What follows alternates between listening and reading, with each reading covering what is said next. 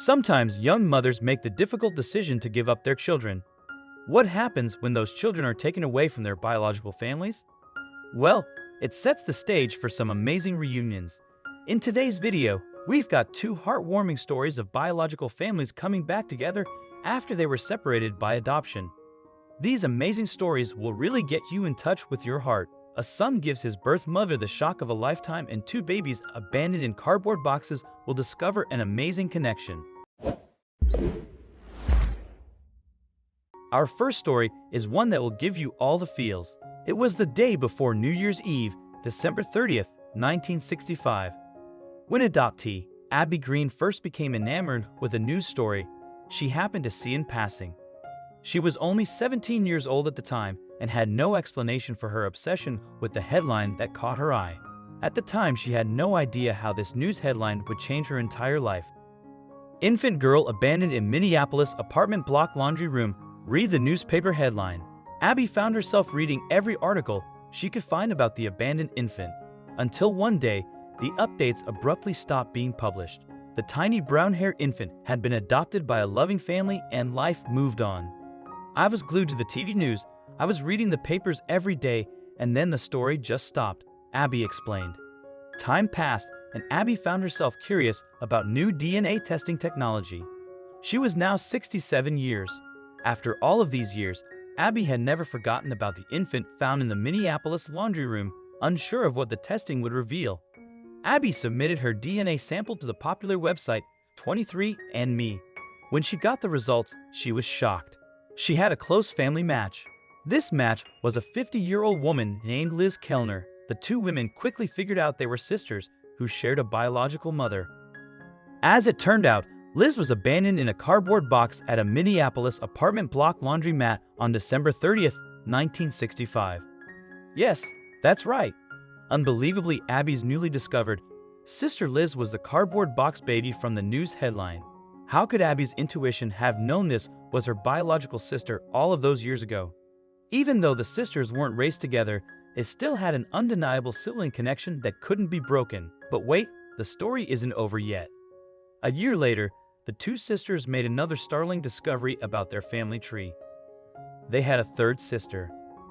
Abby had recently submitted DNA to Ancestry.com.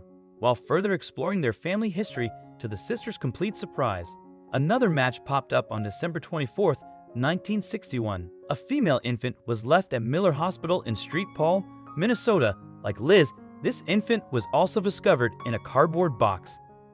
The baby was now 54-year-old Tammy McCrae. Abby and Liz were stunned to discover their story. Before contacting Tammy, they looked her up online. Tammy had been searching for her biological family too. Tammy had created a page to head up her search and titled it The Christmas Eve Doorstep Baby. I am searching for anyone who might have information as to the circumstances of that night, Tammy wrote. I read her story and her words were mine, Liz Keller said. Quickly, the sisters got in touch with Tammy.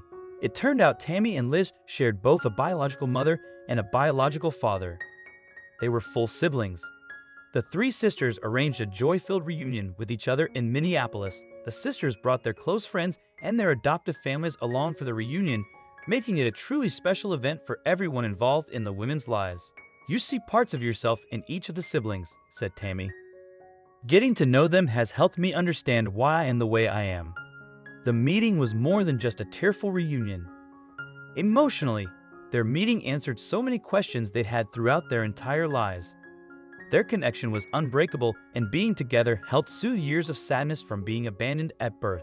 Just having someone else to fully understand how they felt was an amazing source of comfort to the three sisters. For Tammy and Liz, the connection was especially strong. Both sisters had been found in cardboard boxes, while Abby had been given to an adoption agency straight from the hospital. Meeting Liz was the first time that anyone could understand where I was coming from, explained Tammy. After all that time, I spent thinking I would never find anyone to find, not just someone who has the same beginnings as me, but a full sister is really amazing. The sisters found each other, but did they ever find their biological mother? The answer to that question is yes. However, they weren't provided with any actual answers as to why their mother abandoned them. Their biological mother was now 87 years old and lost in the grips of dementia. Liz and Tammy's biological father was also in the picture, but he wasn't talked about the circumstances surrounding the girl's abandonance either. At this point, she's 87, so it's hard to tell her what's repressed versus what's dementia versus "there's no way in hell I'm going to talk about this," said Liz. She gave us up, which was the right thing to do, Liz explained. Also, if you've not done so already, please subscribe to our channel and click that notification bell to get inspired by these animal stories every day. Now, back to the story. We understand that there is a negative side to the story, but we all chose what we make of things, and the fact that we managed to find each other and that we now have the chance to make up for 50 years apart is just amazing. As for Abby, she's still searching for her birth father. The sisters think it's possible. They still have more siblings out there, and they hope one day they'll find them too.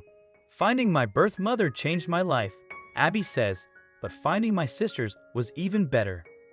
Did this story bring a tear to you?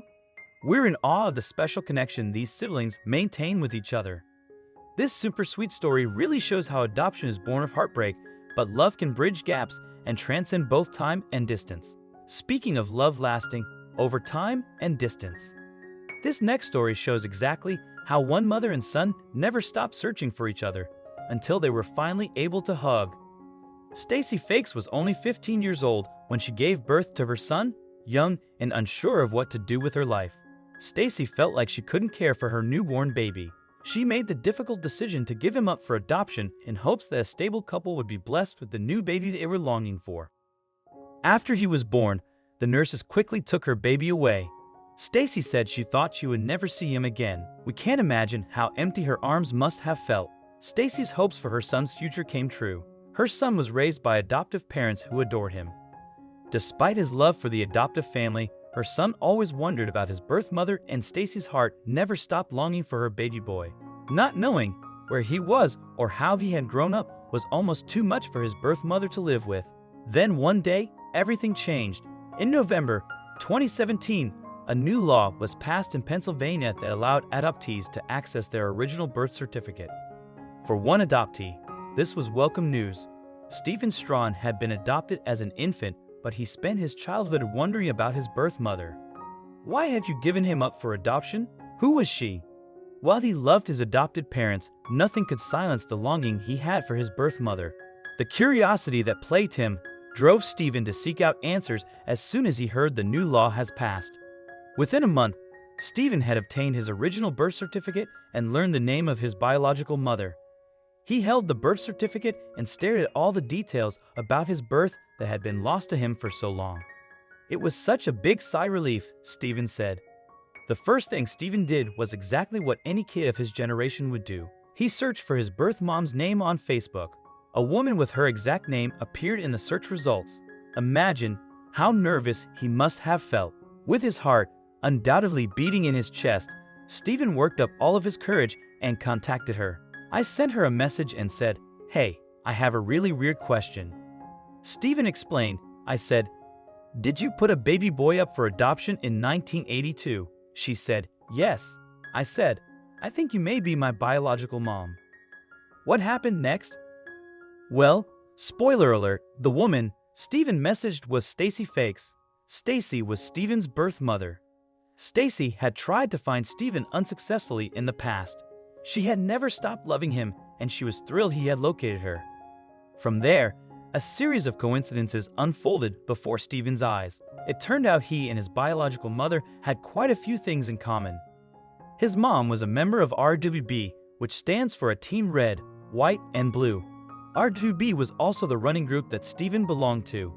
Stacy belonged to RWB from Ohio, and Stephen had joined nearby from Pennsylvania. Neither had known the other was part of RWB, and both Stephen and Stacy were signed up with RWB to run the upcoming Pittsburgh Half Marathon.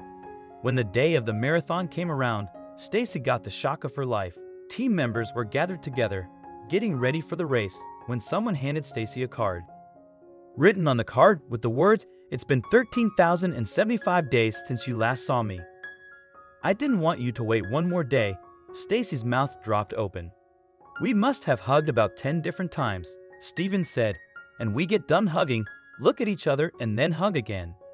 It just felt really surreal that it was finally happening because it happened so fast. Then, as happy endings go, the mother-son pair ran the Pittsburgh Half Marathon together and finished the race as a team. It can't get much better than that. We hope you enjoyed these two stories of adoptees reuniting with the families that made sure they were loved and well cared for.